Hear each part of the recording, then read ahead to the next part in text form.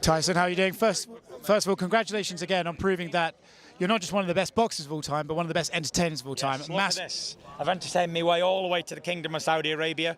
I'm up in big screens everywhere. Someone phone home and tell Mom I'm on TV. I feel getting the sense he doesn't want to take his shirt off around you. Every time he sees you, you have your chest out, but he never wants to get his out. I don't know. I'm just that type of guy, you know. I'm just very comfortable in my own body. I'm very fat, very hairy, got lots of stretch marks, and I'm wobbling all over the place. But I feel very comfortable in my body.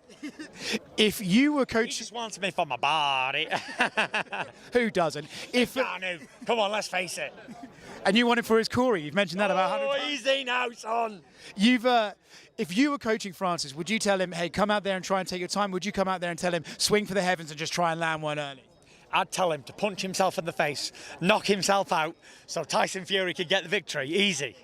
Do you anticipate this fight long as last as he makes it in terms of what he gives you, you'll pay back in kind, right? If he starts off slow, maybe you'll sort of let him in there for a bit, and if he goes too aggressive, you'll meet him in kind and knock him out. Is that your kind of vision for this? Not really. I've trained out like a Trojan warrior for this. I've put everything into it, 12 weeks of training camp. I'm in fantastic shape. I've had the world's best sparring, and I'm not here to play games. I'm here to inflict a lot of pain and damage on Francis Ngannou's big head, and I predict a lot of pain for him, mentally, emotionally, and physically.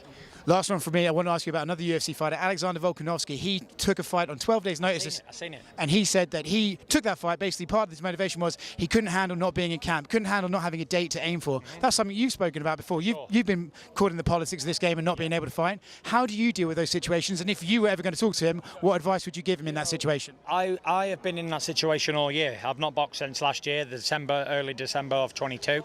And I didn't even know there was a lot of uncertainty if I would even box again. And then right out the blue, all this has come, and here we are. I've not got one fight, but two fights lined up. And what I'd say to Alexander is keep going. You know, he's a very good professional athlete, and you win some, you lose some, and dust yourself off and get back in there and kick ass.